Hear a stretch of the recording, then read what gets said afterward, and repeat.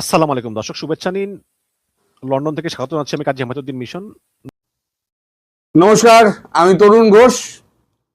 আমি বলেছিলাম গতকালকে প্রধানমন্ত্রী শুভেচ্ছা জানিয়েছেন আমাদের শুভেন্দু অধিকারীকে। শুভেচ্ছা জানিয়ে তার এই লড়াইয়ের সাফল্যের জন্য তাকে অনেক অনেক অভিনন্দন জানিয়েছেন এবং একটা ফুলের তোড়া উনি পাঠিয়ে দিয়ে উনি বলেছেন যে শপথ গ্রহণ অনুষ্ঠানে আমি নিশ্চিতভাবে উপস্থিত থাকব। তারপর অনেক কিছু কথাবার্তা হয়েছে। আমি রাতে একবার যোগাযোগ করেছি শুভেন্দুর সঙ্গে, তিনি কিছু কিছু কথাবার্তা আমায় বলেছেন। এখন তার পুরোটা বলা যাবে না, বোঝেনি, এটা দ্বিপাক্ষীয় সম্পর্কের ব্যাপার, এখানে অনেক জটিলতা রয়েছে, বৈদেশিক জটিলতা, কূটনৈতিক জটিলতা, এই সমস্ত রয়ে গেছে। তার উপরে এখন ভাবুন যে আমাদের এখন নতুন করে চিন্তা করতে হচ্ছে। আমি প্রথমেই আপনাদের বলেছিলাম অনেকদিন আগে যে উত্তরবঙ্গ থেকে দক্ষিণবঙ্গ পর্যন্ত সীমান্তবর্তী এলাকাগুলোয় 51টা জায়গায় জামাত আসন জিতে বসে আছে। ফলে এই অঞ্চলটা আমাদের খুব দরকার ছিল, আমাদের মাথা ব্যথার কারণ হয়েছিল। আর একটা খবর আপনাদের বলেছিলাম আমি, যে সীমান্ত অঞ্চলে যে মুসলিমরা রয়েছে তারা বিএসএফ এর অত্যাচারে তারা অতিষ্ঠ হয়ে গেছে। তারা বলছে যে আমাদের সঙ্গে চলুন, আমরা গিয়ে কাঁটাতারের বেড়া দিচ্ছি, এই অত্যাচার আমরা সহ্য করতে পারছি না, আপনারা দিনে রাতে এসে যখন তখন তল্লাশি চালাচ্ছেন। তারপরে তারাও উৎপাতে তারাও অতিষ্ঠ হয়ে উঠেছেন। এখন খবর পাওয়া যাচ্ছে যে সীমান্ত অঞ্চলের অনেক মুসলিম তারা কিন্তু বিজেপিকে ভোট দিয়েছে। এই যত উত্তরবঙ্গ থেকে আপনি নিচের দিকে নামবেন দক্ষিণবঙ্গ পর্যন্ত সমস্ত সীমান্তবর্তী অঞ্চলে সমস্ত একদম বিজেপি ওখানে জিতে গেছে। তার বাংলাদেশের একটা রাইট উইং আর ভারতবর্ষের একটা রাইট উইং মুখোমুখি দাঁড়িয়ে গেল। তবে ভারতবর্ষের যে রাইট উইং আছে তাদেরও লোকজন আছে, বজরং দল, আবার জামাতেরও লোকজন আছে যারা গোড়ালি কাটা। কিন্তু গোড়ালি কাটার লোকেদের কলজের জোর আর বজরং দলের কলজের জোর দুটোর মধ্যে অনেক তফাৎ। আপনারা দেখেননি বজরং দলের চেহারা, আপনারা দেখেননি। একটা ভিডিও আমি ভাবি দেখাবো, কিন্তু আমি তো ইউটিউব আমায় অ্যালাউ করবে না। বজরং দলের যে হয়, যা হোক, সম্ভব হলে কেটে ছেটে আমি দেখাবো, একদিন বজরং দলের চেহারা দেখাবো, তাদের প্যারেড দেখাবো, তাহলেই হবে। তো আমি যেটা বলেছিলাম যে বাংলাদেশের ক্ষেত্রে কি ঘটতে পারে, দেখুন আমি অনেক কিছু আন্দাজ আগে থেকে দিয়ে দিই, তা নিয়ে অনেক হাসি মশকরা, আমার কটুবৎ কথাও শুনতে হয়, কিন্তু আলটিমেটলি দেরি হলেও সেগুলো ফলে। আমি যে এই যে বলেছিলাম যে সীমান্ত অঞ্চলের লোকেরা খুব ক্ষেপে আছে, তাতেও অনেকে গুজববাজ বলেছিল। বিজেপি জিতবে বলেছিলাম, তাতেও গুজববাজ বলেছে। এরা না জেনে বলে তো, আসলে ওদের হিসেব নিকেশ কষতে হয়, হিসেব নিকেশ কষে খবরাখবর নিয়ে তারপর শিওর না হলে পরে আমি বলি না সাধারণত। হ্যাঁ, দেরি হয়, বলতে দেরি হয়। আমি আজ বললাম কালকেই যে হয়ে যাবে তার কোনো মানে নেই। আমি যখন বলেছি ডিসেম্বরের মধ্যে শেখ হাসিনা বাংলাদেশে ফিরবেন এবং বিজেপি বাংলা দখল করবে, বিজেপির বাংলা দখল হয়ে গেছে, এবার নেক্সট টার্গেট হচ্ছে শেখ হাসিনাকে ডিসেম্বরের মধ্যে দেশে ফেরানো। গতকালকে আমাদের এখানে যে সমস্ত আওয়ামী লীগ নেতারা ছিলেন শুনেছি তারা নাকি অনেক উৎসব করেছেন। এই যে দীর্ঘদিন ধরে আমি বলে যাচ্ছি না, সীমান্ত অঞ্চলে যে আপনার এই জামাত জিতে আমাদেরকে একটা দুশ্চিন্তার মধ্যে ফেলে দিয়েছিল, সেই কথাটাই শুভেন্দু অধিকারীর মুখ থেকে এবার শুনুন শুভেন্দু অধিকারী কি বলছেন। একটু ভিডিওটা আমি চালিয়ে নিই।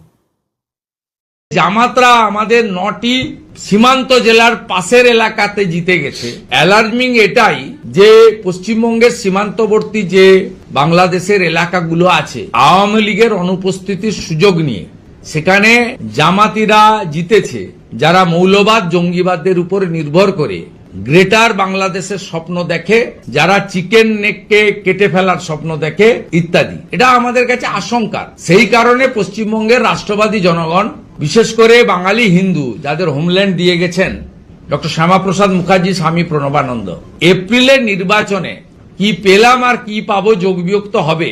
তার থেকেও বড় বিষয় যে জামাতরা আমাদের 9টি সীমান্ত জেলার পাশের এলাকাতে জিতে গেছে।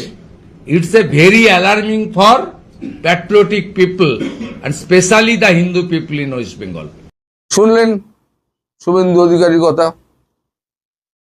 আর একটা ভিডিও আমি আপনাদের চালাবো, সেটা কিন্তু এখনকার নয়, কিছুদিন আগের, নির্বাচনের কিছুদিন আগের। তাকে প্রশ্ন করা হয়েছিল, মানে প্রধানমন্ত্রীকে প্রশ্ন করেছিলেন আমাদের মমতা বন্দ্যোপাধ্যায়, যে উনিও তো মানে বিদেশি, উনি কি করে আশ্রিতা হয়ে থাকেন? উনি তো আশ্রিতা নন। আমি তো বলেছিলাম উনি আশ্রিতা নন, উনি আমাদের সম্মানীয় অতিথি। এবং প্রধানমন্ত্রী শেখ হাসিনা ভারতবর্ষের একজন প্রকৃত বন্ধু, এবং বন্ধুকে আতিথেয়তা যা করতে হয় ভারতবর্ষ সেটাই করছে, এবং যথাসময়ে বন্ধুকে তার দেশের বাড়িতে ফিরিয়ে দেওয়া হবে।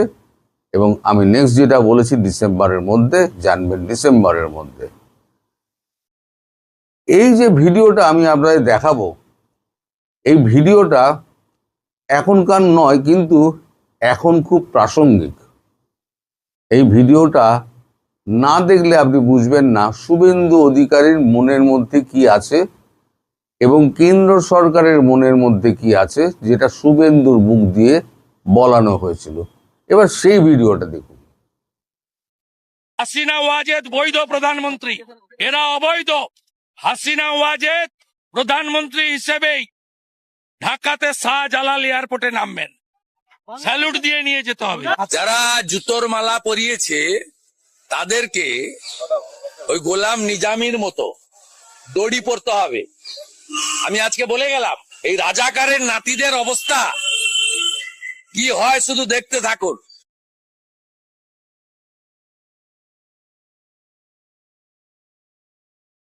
তাহলে এবার পরিষ্কার হলো তো, আমি যেটা বলছিলাম, তিনি বৈধ প্রধানমন্ত্রী, তিনি প্রধানমন্ত্রী হিসেবেই তিনি শাহজালাল বিমানবন্দরে আসবেন এবং তাকে স্যালুট দিয়ে নিয়ে যেতে হবে। এখন সেটা কিভাবে হবে না হবে আমি বিস্তারিত সেটা আপনাদের বলতে পারবো না, কারণ অনেক বিধিনিষেধ প্রথমেই বললাম আমার উপরে রয়েছে। আর বিশ্বাসভঙ্গ আমি করি না। বিশ্বাসভঙ্গ যদি একবার হয়ে যায় তাহলে বিশ্বাস আর অর্জন করা যাবে না। এই এত বছর ধরে যে বিশ্বাস আমি তৈরি করেছি, আপনারা আমার অবিশ্বাস করেন, কথা বলেন, আপনারা দর্শক, আপনাদের বলার অধিকার রয়েছেই, কিন্তু যারা খবর দেয় তারা যদি একবার তাদের অবিশ্বাসের পাত্র হয়ে যায় তাহলে দ্বিতীয়বার আমি খবর পাবো না। ফলে তার বিশ্বাসের মর্যাদাটা আমাকে রাখতে হয়। তাই এর থেকে বেশি আমি কিছু বলবো না।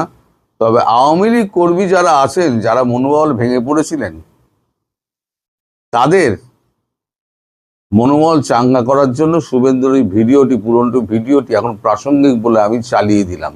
আমার কাছে ছিল আগে, কিন্তু আমি চালাইনি, এখন আমি চালিয়ে দিলাম।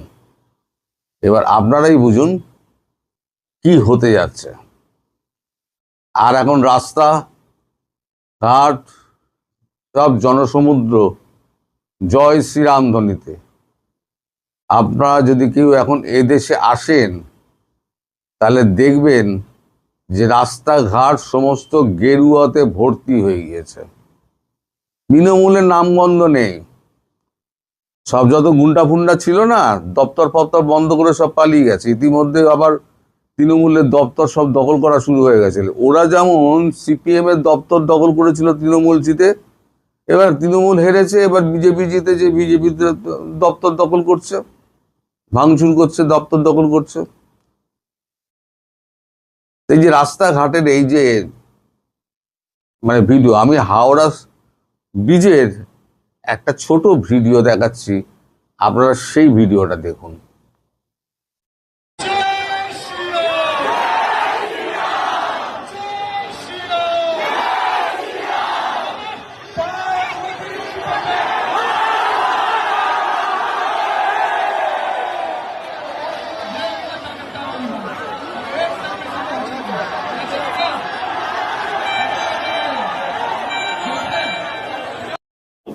এই দেখলেন তো, এরকম একটা ভিডিও, এরকম কিন্তু হাজার খানেক ভিডিও আছে সব জায়গায়, কটা দেখাবো। এখন একটা কথা আপনাদের দেশে খুব আলোচনা হচ্ছে, সেটা হচ্ছে 11টা দেশ নিয়ে 12টা দেশ নিয়ে হওয়ার কথা ছিল আমাদের এখানে প্রগতি, যে আমাদের যে মিলিটারি ড্রিলটা হওয়ার কথা, সেখানে বাংলাদেশকে কেন বাদ দেওয়া হয়েছে। আর এই ড্রিলটা হচ্ছে কিসের? এই পার্শ্ববর্তী রাষ্ট্রগুলো নিয়ে সন্ত্রাসবাদের বিরুদ্ধে মোকাবিলার জন্য এই ড্রিলটা, সব রাষ্ট্রকে নিয়ে। বাংলাদেশ নিজেই সন্ত্রাসবাদী রাষ্ট্র, যেমন পাকিস্তানকে ডাকে না, এখন বাংলাদেশ সেই কাতারেই পড়ে গেছে। কারণ তারেক জিয়া বা তারেক রহমান, তিনি যে 10টা এগ্রিমেন্টে সাইন করে এসেছিলেন, একটাও তিনি মানেননি। তার কপালে কি আছে সে তো পরে দেখা যাবে। ভারত তো বসে থাকবে না শেখ হাসিনা ঢোকানোর জন্য, বৈধ পথে হোক অবৈধ পথে হোক, যে পথেই হোক না কেন, শেখ হাসিনাকে প্রধানমন্ত্রী হিসেবে তো ওখানে তো ফিট করবেনই। তা আপনারা এখন আশা করেন কি করে বাংলাদেশকে ওইখানে রাখবে, যেখানে ওই কি বলে, আমি যেটা আপনাদের বলেছিলাম এর আগে, যে নেশন ফার্স্ট নেভার ফার্স্ট নীতি, তার আগে একটা গুড বসে গেছে, গুড নেভার ফার্স্ট। এখন এই গুডটায় আর এখন বাংলাদেশ নেই, ফলে বাংলাদেশকে ডাকার কোনো প্রয়োজনই নেই, আর প্রস্তাবও ওঠেনি। শুধু শুধু আপনারা চিন্তা করে নিজেদের মাথার ঘাম পায়ে ফেলে বাংলাদেশের যারা গভর্নমেন্টের লোকজন আছে তারা এসব নিয়ে আর আলোচনা করবেন না। ভারতবর্ষ আপনাদেরকে যে বিশ্বাস করে না, সেটা আর একবার বুঝিয়ে দিল এইটা করে। এবার যতক্ষণ না পর্যন্ত শেখ হাসিনা বাংলাদেশের প্রধানমন্ত্রী হিসেবে বসছেন, ততদিন পর্যন্ত ওই গঙ্গা চুক্তি বলুন, তিস্তা প্রকল্পের জলবন্টন বলুন, কোনোটাই হবে না। মাঝে মাঝে খাদ্য যাবে, এই সমস্ত যাবে, এগুলো হচ্ছে টেকনিক্যাল ব্যাপারে, দিতে হয় দিতে দেবে, নইলে আওয়ামী লীগের লোকগুলোই তো না খেয়ে মরে যাবে। মানুষগুলোকে টিকিয়ে রাখতে হবে তো, রাজ্য থাকলে তবে তো রাজ্যবাসী থাকলে তবে তো রাজ্যবাসী যদি না থাকে, দুর্ভিক্ষে যদি মরে যায়, তাহলে রাজ্য আর কিসের, দেশ আর কিসের। ফলে টিকিয়ে রাখা হবে, আপাতত টিকে থাকুন। আর আওয়ামী লীগ কর্মীদের বলছি, আপনারা একেবারে ভেঙে পড়বেন না, আমার ওপর আস্থা রাখুন। 2-1টা মিস হতেই পারে, এত খবর বলছি, রোজ 2টো করে 3টে করে ভিডিও ছাড়ছি, তার মধ্যে 2-1টা ভুলভাল খবর হবে না? আমিও তো মানুষ, ভুলভাল খবর হতেই পারে। আপনি সারাদিনে সব যে কাজ করছেন, তার মধ্যে সব কাজটা কি সঠিক হয় না, একটা বেঠিক হয়ে যায়। যে কাজ করে তারই ভুল হয়, আমি কাজ করি আমারও ভুল হবে। তবে তাই বলে আমাকে যে দেগে দেওয়া, সে দেখে দেওয়াটা যারা করছেন তারা আখেরে নিজেদের পায়ে নিজেরাই কুড়ুল মারছেন। অনেকে এখন স্বীকার করছেন ভদ্রতার বশে, না আপনি যা বলেছেন সত্য বলেছেন এবং এগুলো মিল আছে। এখন আমরা দেখতে পাচ্ছি, ধীরে ধীরে আরো অনেক কিছু দেখতে পাবেন। তারেক রহমানের অবস্থা কি হবে সেটাও দেখতে পাবেন। আর আওয়ামী লীগের মানে জোয়ারটা যখন চাপবে, সেই জোয়ারে ভেসে শেখ হাসিনাকে কিভাবে ভারত ঢোকাবে সে প্ল্যান হয়ে গিয়েছে। আমি বলছি সে প্ল্যান হয়ে গিয়েছে, আমি এখন বলতে পারবো না। পারলাম আমার ভেতরটা দুঃখ করছে, আমার মনে হচ্ছে যে আমি বলে দিই, কিন্তু সেটা আমি বলতে পারবো না, অনেক বাধ্যবাধকতা আছে। তাই আমার ওপর আস্থা রাখুন। ডিসেম্বরের মধ্যে অনেক ভেবেচিন্তি আমি ডিসেম্বর বলেছি, কারণ ইলেকশনটা ছিল। আর একটা কথা আমার জানাবেন একটুখানি, সেটা হচ্ছে দাড়িটা মানে কাটতে না পারার জন্য আমাকে খুব একটা কদাকার লাগছে, মানে একেবারে অসুর লাগছে কি, একটু আমার জানাবেন তো। তাই সেই অনুযায়ী ব্যবস্থা করবো, আমি যে করেই হোক দাড়িটা কাটার ব্যবস্থা করব। সবাই ভালো থাকবেন, সুস্থ থাকবেন, সাবধানে থাকবেন। নমস্কার।